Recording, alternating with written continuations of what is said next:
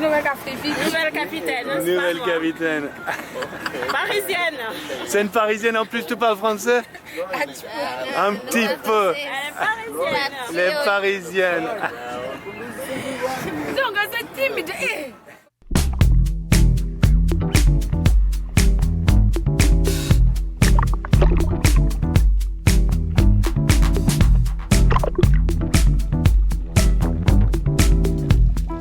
This is a really nice anchorage, but it's only as good as your anchoring. I had to check, because at times I could hear the chain scraping on rocks. As well, wind and tide differences during day and night would spin my boat in different positions. And there was a potential problem. The chain had wrapped around this rock. It would probably not lift up if and when I needed to go. It was about 7 meters deep. I needed air, but doing all right down there for an old dude like me, not acting his old age.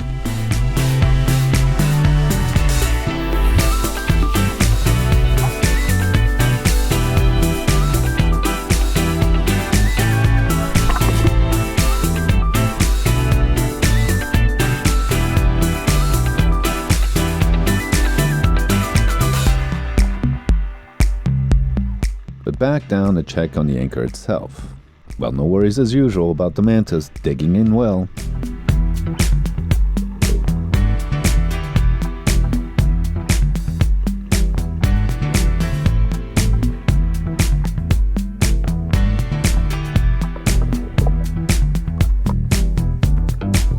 Then my pal and best inanimate object friend needed a finishing scrub.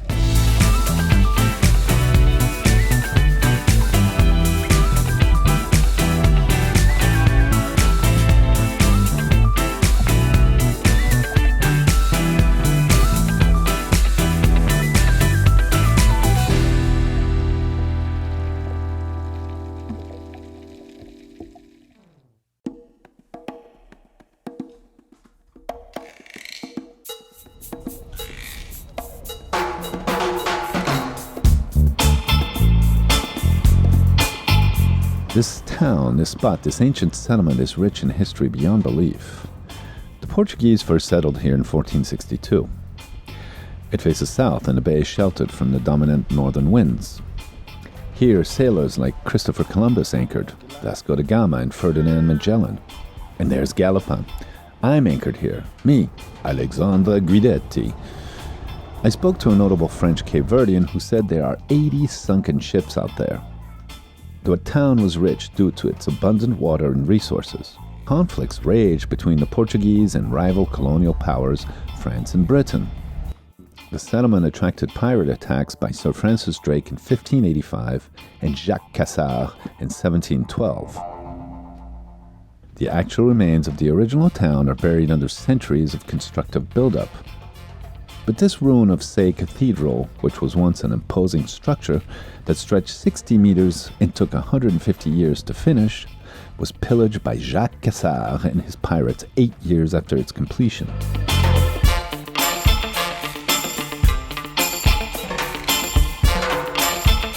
There seems to be so many stories here over the last 500 years. Actual Game of Thrones. Francis Drake was a colorful character. He plundered settlements and ships throughout his career as a privateer and pirate. Made his fortune in knighthood by taking ships, sacking towns, and keeping their goods such as silver and gold and spices, and giving half to the queen. Then there is Jacques Cassard, a corsair, also a privateer or legal pirate. He would also capture and plunder with the blessing and authority of his country.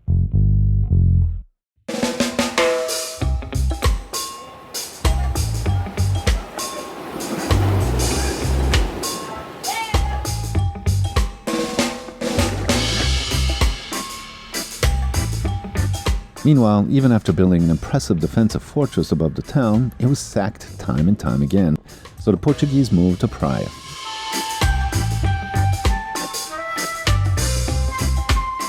Throughout this time, enslaved persons escaped and hid in the mountains and valleys of Santiago and began the Creole culture, and created the native origins of this island. They're called the Banjul, and the result is wonderful. The people here seem to have no grudge for what the colonials inflicted, and are generally happy and friendly. There's only about 1,500 people living in this town.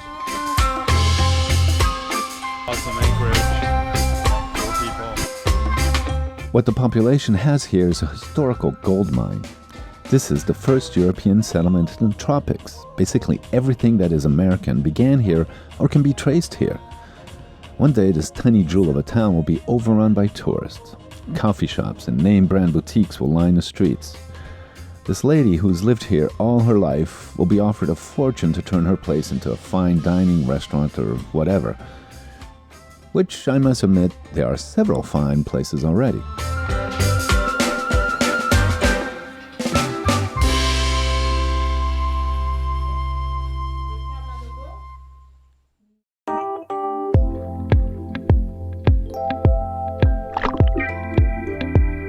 In this calm bay, the water is clear and warm. Perfect spot to spend a Sunday afternoon with friends. Janice and her crew asked to come. They brought plenty of drinks and food, as well as good humor and good looks.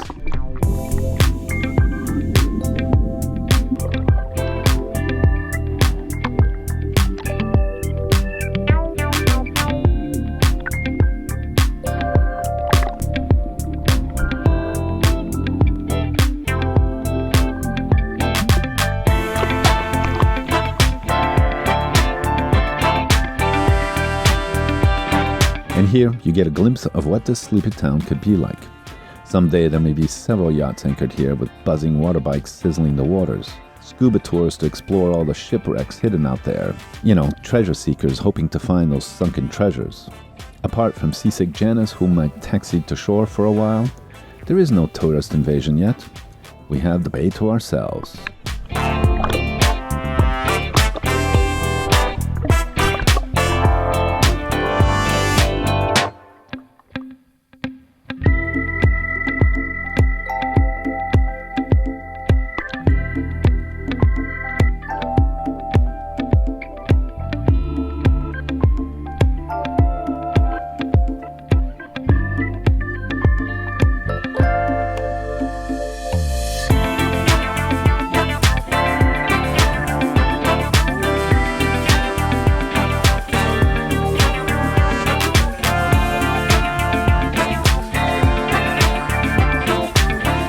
We can come and go as we want, so we decide to sail to the capital.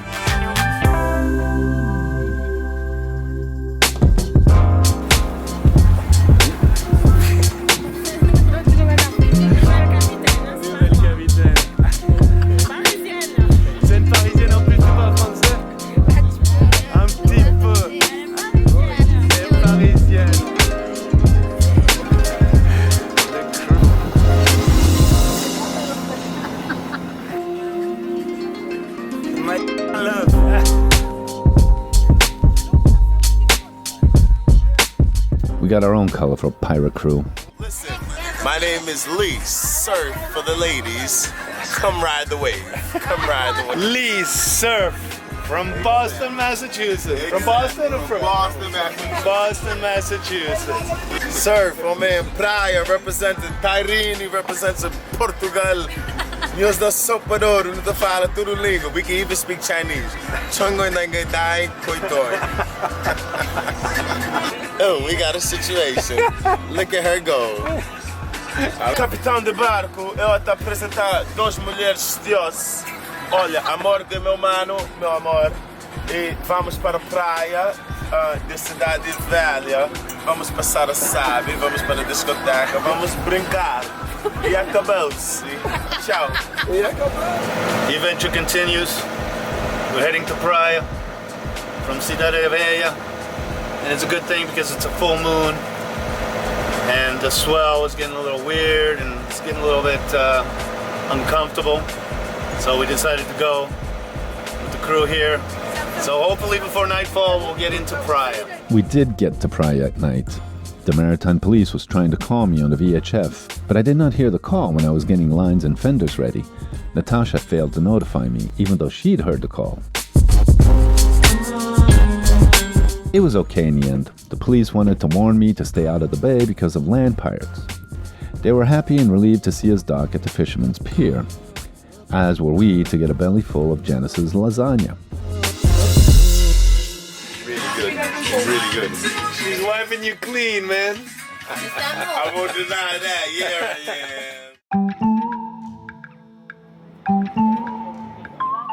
here we are in Praia, capital of Cape Verde. Look at this beautiful, calm bay to drop anchor. But you can't. Thieves will swim out and rob you, even if you're on the boat. It happened to my friend Eduardo from the Maktub Whale Project.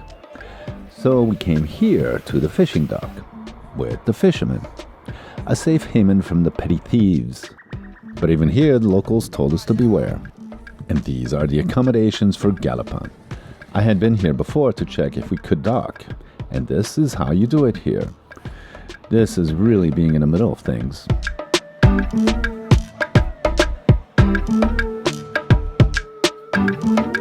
The fish comes from the boats and delivered here where it's cleaned and processed.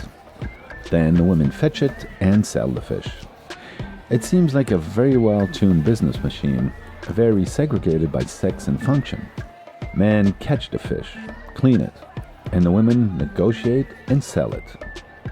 As for us, we had to negotiate an exit strategy daily.